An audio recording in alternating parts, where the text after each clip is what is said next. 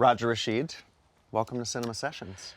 I'm so excited to be here. Thanks. I've been watching so many of them. So I'm pretty pumped. I'm not sure what you're throwing at me, but that's the I'm point. Ready. I'm ready. Welcome, and you do know that is your personal popcorn there. Perfect. Just so you know, Perfect. It's early in the morning when we're taping this, Cheers. so this is a great way to start your day with some popcorn for breakfast. And what's on the cinema?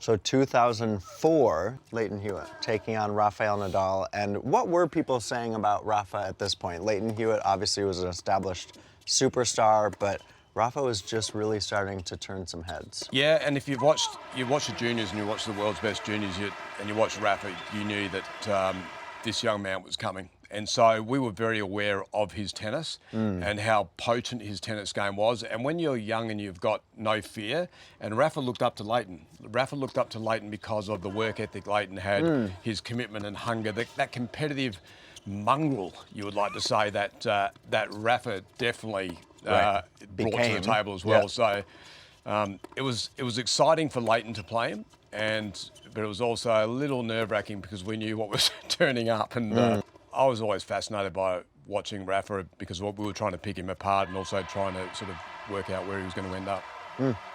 It was the next year they played in the fourth round. That went 5 sets. But it truly was an arrival of, look at babyface Rafa. I mean, it's just a kid at that point. Okay, so let's fast forward to 2005. It is the 20-year anniversary of Lleyton's epic run to the final, and he had to get through Andy Roddick in the semis. Yeah, he did. It was an epic run. If you look at the draw, it was just his staggering draw from Arnaud Clément in the first round. And this match was interesting. Blake. Yeah, James Blake, then Nadal, Chella, now Bandin. I've got the cutoffs in this one as well. So I said to Lleyton, once your body got to a position, we're not wearing cutoffs until that took place. And if you can see there, Lleyton was in really good shape, put 7 kilos on him. It was a tough one because Andy was obviously playing extremely well, but we had a feeling that if Lleyton could hit the ball in certain parts of the court, we could take care of Andy. And it was after the first set that Lleyton lost. Then the 2 tiebreakers, they were obviously pivotal. And then and Andy really had a bit of a meltdown after that, in my opinion. He went into the locker room, took a long time in the locker room, really extended. I was looking at the tournament organisers saying, what are you doing? You've got to bring him out. You can't. Oh, he went to the locker room for that long. And went into the old locker rooms where you went all the way back to the locker room. And from then on, though, I knew we probably had our man, and Lleyton was 1 set closer to being an Australian Open finalist. And what a moment for him to grab he knew the nation was behind him. You can feel the tsunami coming, even though we kept it very internal, but you could feel that the external tsunami of the Australian fans was there. And you said you hit into a certain part of the courts, or what was the exact strategy of taking out the power of Roddick? I think the first one's get his serve back. So, and once you then get Andy's serve back, Andy was really looking for, he wanted his forehand. There's no doubt about that, but we loved going into his forehand first. And then if you were going to his backhand, go into the shorter parts of the court. We were happy for Andy to chip the ball around, try and chip the ball around and exercise his backhand side. So more of that angled type of delivery into the backhand side. And then realistically, you just need to be a competitive warrior. And Lleyton was the premium competitive warrior. He really was. Throughout that whole campaign. Now, you've got to remember, 2 nights ago, it was now Bandin 10-8 in the 5th, when Lleyton had to come out of this chair at 5-4, trying to hold serve to stay in the match all the way through that time. Up until 8-all. Yeah, so that was, that was a popcorn match, by the way. Bit nervy in the box, but it was a popcorn match, and then it led to this, right?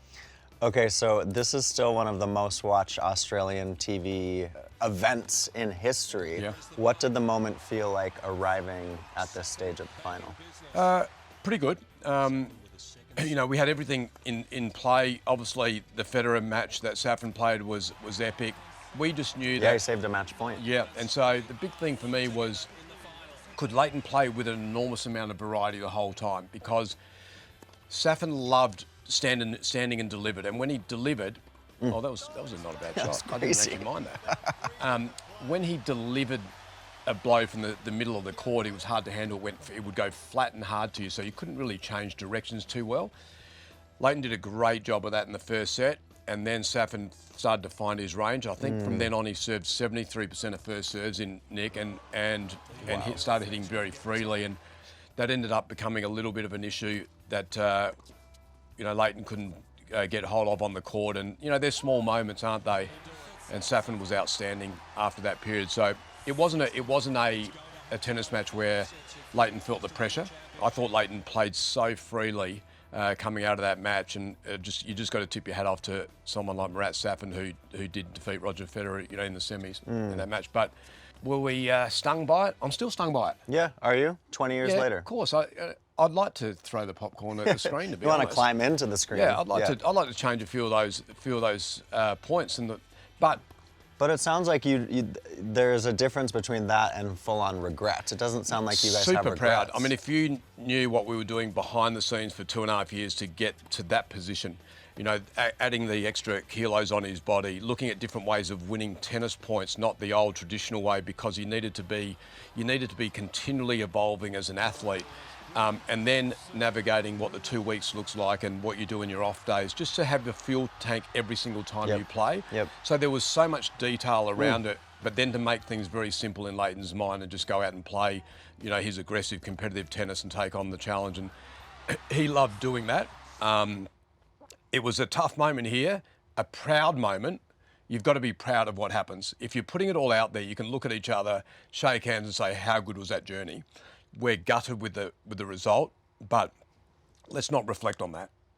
Let's not start dissecting how we could have won that match until we get there again, and then we can look at maybe some back footage. But we don't. I want him to enjoy the result. We come out of that, and then what took place then is we went to the after party, and Leighton said, "I think I'm going to ask Beck to marry me." No way. I said, "Well, we're winning that night." Yeah, that night. Well, the rest is history, isn't it? 3 kids later, and that's crazy. That's a cool story. I just want to ask you one more thing on that, because it was the first time since '88, when Pat Cash made the final, that you had an Australian man in the singles final at the Australian Open. It was a absolute cultural moment in this country. Yeah, and the other part, Nick, it was a night final, the first ever night final. Oh, it was. So and we know what the night finals do. They're pretty epic. So all through the day, the whole of Australia's waiting. You're counting, what am I doing now? I've got to get in front of the TV, or if I'm lucky enough to be there. I flew a good friend of ours and one of my best mates, Greg Norman, he came in and watched that. The late and great Shane Warne came into the locker room and had a chat with Leighton. Did he? Because I know Leighton loved performing for sporting greats. He loved our Australian sportsmen and worldwide sports people, but if he knew they were in the house, it was like, I've got to turn up. Yeah, I've got to find something, because they are so good, and I love watching them play the sport, that I need to put on a show. Yeah. Okay, so we reflect on 20 years of Leighton, but we want to hit on a few of your other charges here, including Jo-Wilfried. This is the 2013 quarterfinal against Roger. Yeah, and I love Joe because when Joe and I got together, Joe contacted me. And he wanted to get back inside the top 10. Hadn't been able to challenge, so I was pretty honest with him and brutal around what we needed to do. I thought there was a conditioning side of things that needed to take place, and then there was a scenario where he needed to change his movement strategy towards his backhand side, and also how he saw the big points. It was probably taking a few too many risks. But wow, what an incredible athlete, and don't we miss him in the game, because he's got that athletic profiling where he's so explosive, has so much shot making, good looking rooster, by the way, with an outstanding smile on his face. And just such a great personality for the game too. He invited people into the court with him. Yes, and a little bit like Alcaraz, he loved coming forward and finishing at the net, and was so athletic that you just couldn't take your eyes off him or be absorbed by him. He's one of the great characters of the game, and when they're playing a match like this, that was always going to be fun and entertaining. Okay, so we fast forward here. Working with Grigor, you worked with him for several years. This is 2015 against Andy Murray. I was very blessed to have the opportunity to work with Grigor, because this was a transformation of taking him to a position of 40-odd in the world inside the top 10. So to develop an athlete like that, that's a pleasure, because you're able to look at all his skill set and how do I teach him to play a game. Look at the athleticism Yeah, on it's the kid, will crazy. you? So you've got scary athleticism, Right. great ball nous, all the tools in the box, then- and how do we get you to be educated that how do you use those to your best of your ability, like Roger Federer, as he took a while to find out the best version of himself. And I remember saying to Grigor, I said, I don't need you on the highlights reels playing these freakish shots and you've lost 6-4, 6-4. I don't want to see much of you unless you've got to do that at the extreme points. Come on, coach, let him do a few. And that's what I said to him, Nick. I said, if they're extreme moments and you bring your brilliance out, that's gold, but don't try and be a highlights reel right throughout all the time. Yeah, and have a look at that. Strength.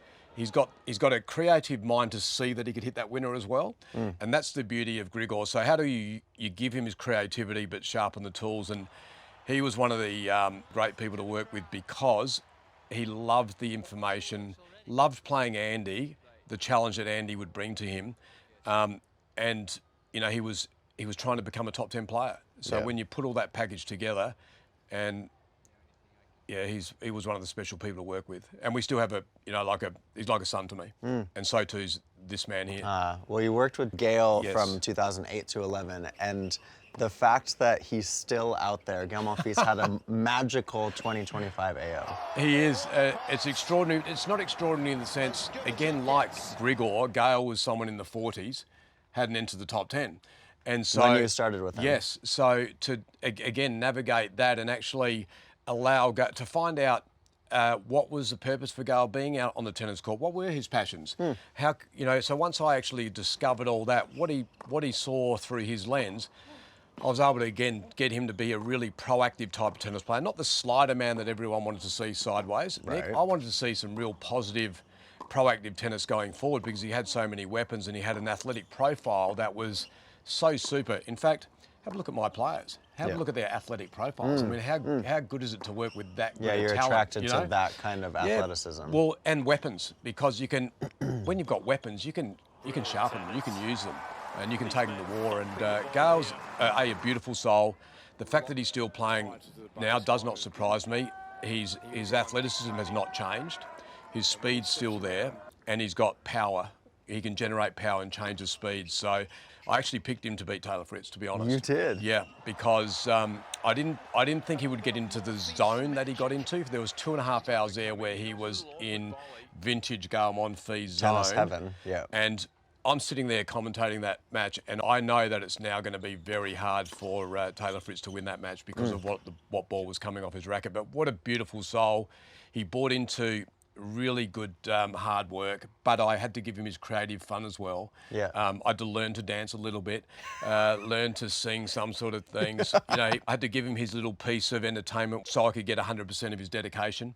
And very blessed, very exciting whenever I watch him. And every single player I've had is just this, popcorn. Yeah. Well, Rod, we appreciate it. Thanks Too for good. having me. And I love the line, 20 years on and you're still proud of that run with Leighton. That's cool. Thanks for having me. Appreciate it. Thank you.